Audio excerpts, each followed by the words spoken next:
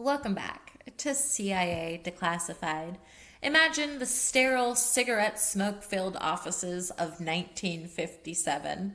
The Korean War is a fresh scar, and the brainwashing scare has the American intelligence community in a panic. But while the public fears hypnotic Manchurian candidates, the agency is developing something far more grounded and terrifying. They aren't looking for magic, they are looking for math, the mathematical certainty of human failure. They realize that every diplomat, every general, and every scientist has a price, and that price isn't always money. Sometimes it's a secret, a vice, or a crushing insecurity. This was the inception of MKWEAK. Unlike its more famous siblings in the MK family, this was not a project of drugs or electrodes. It was an operational policy of behavioral assessment. It was the blueprint of the systematic identification of vulnerabilities in target subjects, primarily foreign diplomats and high-ranking officials. The goal was to build a psychological profile so complete that the subject's future actions could be steered with the gentle push of a well-placed word or a subtle social pressure. How did this clinical hunt for human frailty get its name? The reason for the designation MKWEAK follows the standard agency cryptonym system.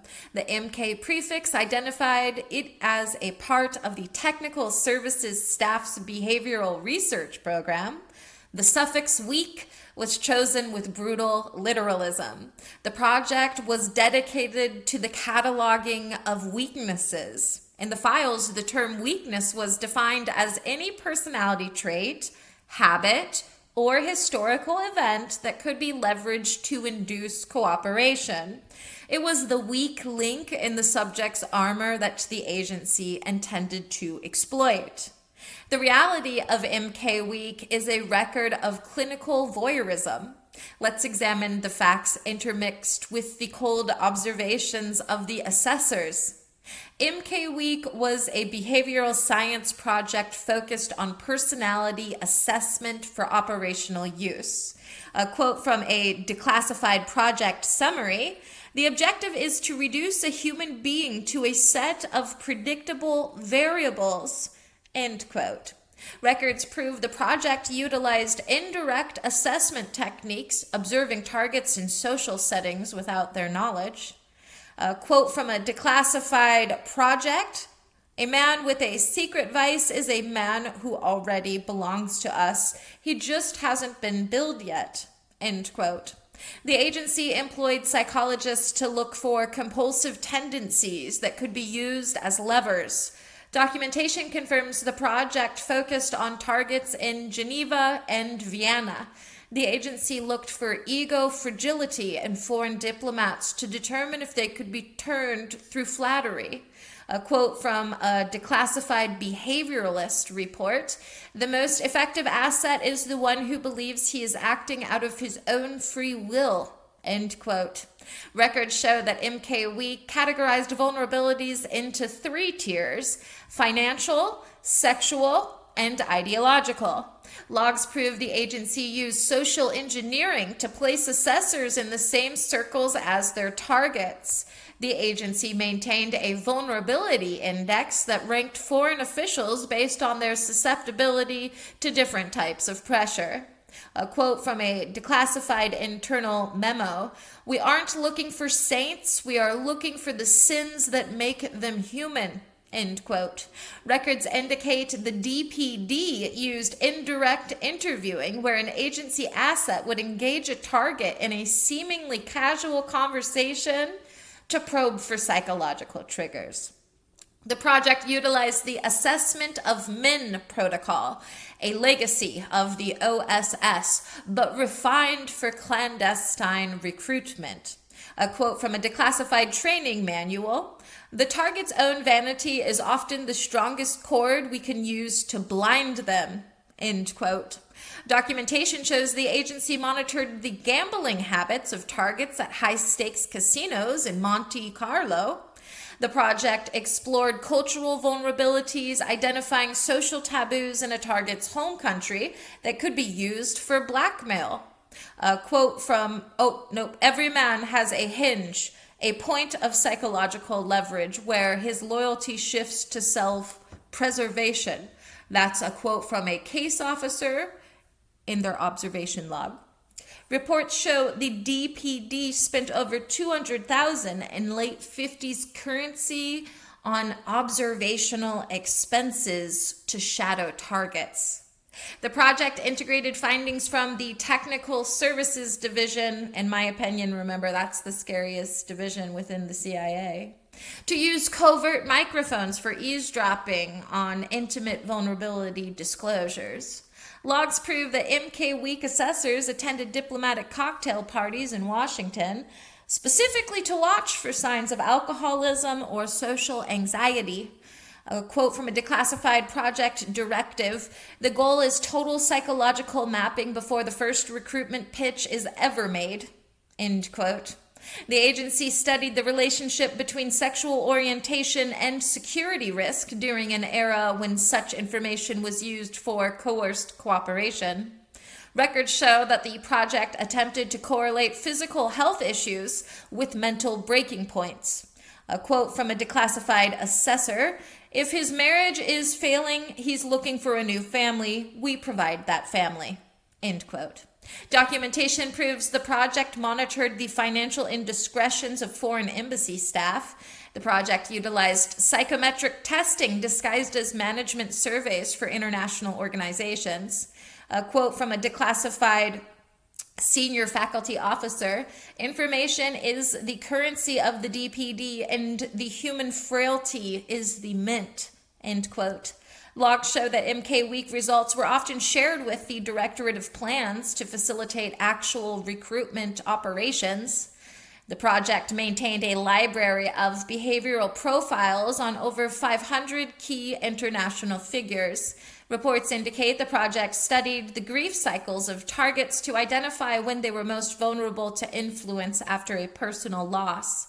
A quote from a Declassified log: the silence of a man's conscience is something we can measure in dollars or degrees. End quote. The agency recorded the parental pressures on foreign students who were children of high-ranking officials. Records show the DPD used graphology, handwriting analysis, as a supplemental tool for personality assessment within the project.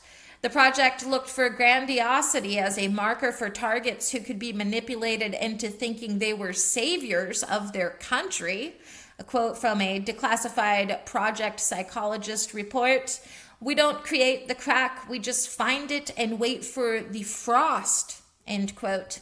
Logs indicate that MKWEAK assessments were used to determine which honey trap profile would be most effective against a specific target. The project analyzed the reading habits of targets to determine their ideological leanings and hidden curiosities. A quote from a Declassified internal report: knowledge of the target's fear of failure is more valuable than knowing his bank balance. End quote. Documentation shows the DPD maintained a subservience scale to rank how easily a target could be led by an authority figure. The agency conducted psychological testing by manipulating social environments to see how targets reacted to stress.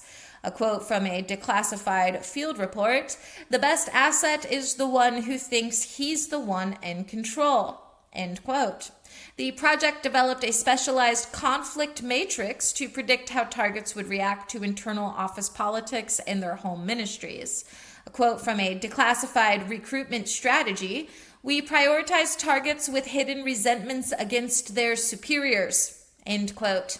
Records show the DPD used sociometry to map the influence networks of foreign diplomatic missions. The agency tracked the extravagant spending of low-level clerks to find future high-level assets in financial distress. A quote from a Declassified 1961 debrief: the most reliable turn is the one built on a shared secret of profound shame. End quote. Logs indicate the project studied loneliness patterns in foreign residents living in isolation within the United States. The DDP utilized a psychological stress evaluator, an early voice stress analyzer, to process recordings of agents. A quote from a Declassified research report: "The project is not a study, it is an arsenal of the mind." End quote. For all the talk of personality assessment, the most visceral parts of the MKWEAK files remain hidden. The heaviest redactions in the declassified documents are found in the Operational Application Logs section Gamma, and these folders, over 650 pages, are completely blacked out.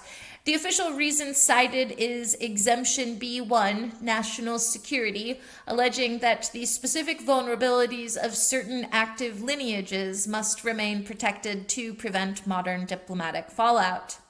Then there is the collection theory. There are those who whisper that those 650 pages don't just contain personality profiles, but actual blackmail material collected through clandestine surveillance that would turn stomachs today. This speculation suggests that MKWEAK involved the active creation of compromising situations, honey traps, rather than just the observation of them. If true, the redactions hide evidence of state-sponsored entrapment that would be a nightmare of international law violations.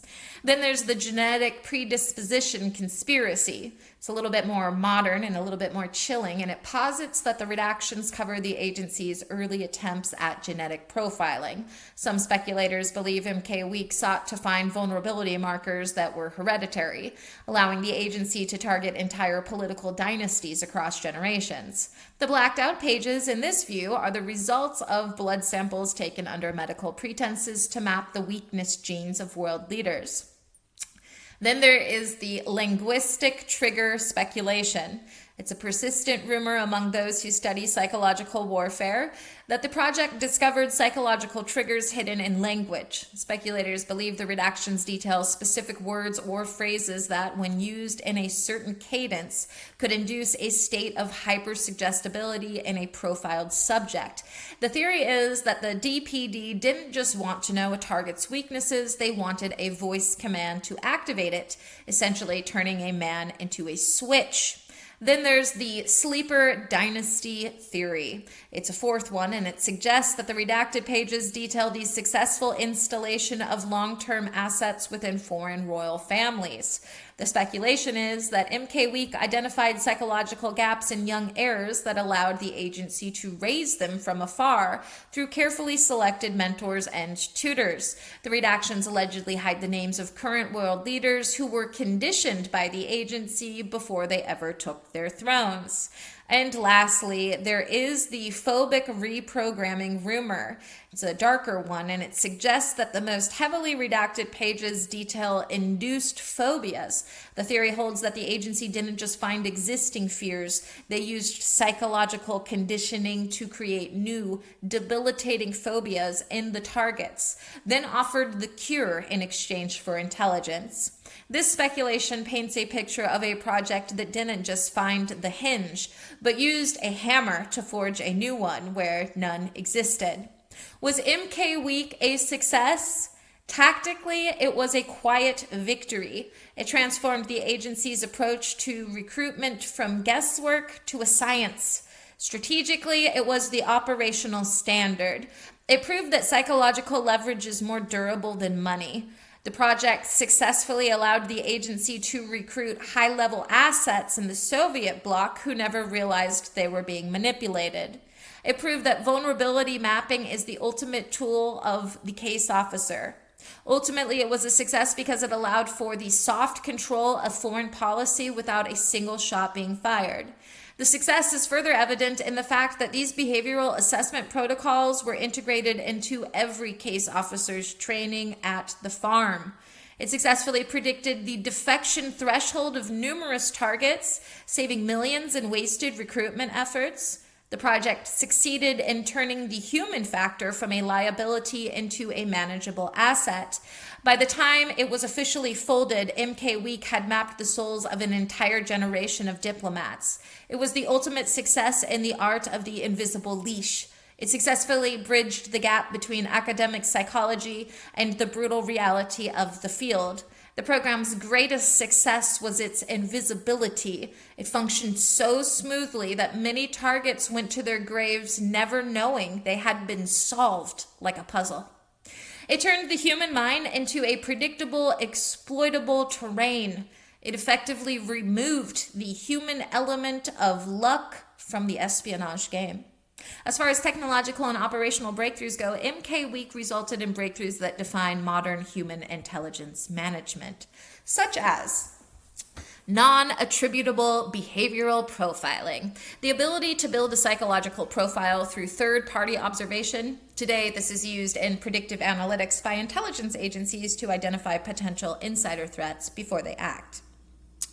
Vulnerability matrix modeling, the creation of a standardized grid to rank the leverage potential of a target. This paved the way for modern social media intelligence, where algorithms identify the emotional triggers of large populations to steer public opinion. The incentive alignment protocol, a method of framing agency goals as being in the target's personal best interests. This is the foundation of modern influence operations, used to sway foreign elections or public opinion without direct confrontation. And stress tolerance benchmarks, the measurement of how much pressure a specific personality type can withstand. This is used today in the screening and selection of elite military units and high security government personnel to ensure they won't break under interrogation. MKWEAK reminds us that everyone is carrying a map of their own destruction. They just don't know who is holding the compass. The project proved that the hinge of the soul isn't a myth. It's a clinical reality that can be found, measured, and turned. We are still living in the world of the invisible leash, where our habits, our fears, and our digital footprints are the new field notes for the modern assessor. The grand masters of behavioral science taught us that if you know a man's weakness, you don't need to defeat him. You simply wait for him to defeat himself for you. Their legacy is the silent, efficient, and often invisible pressure that still guides the loyalties of those in power. Every time a secret is whispered or a leader suddenly shifts their stance, it is a move made in the long, cold shadow of MKWEAK. We are all being mapped, and the hinge is always being tested. No lock is ever truly secure when the locksmith knows exactly where the metal is softest. In the end, we are all just a collection of levers waiting for the right hand to find us. The assessment never truly ends. It just gets quieter. We are the architects of our own vulnerabilities in the eyes of the assessors. Thanks for listening. Watch your back, and remember, your secrets aren't just yours. They're someone else's leverage. Join us next time as we examine IA feature.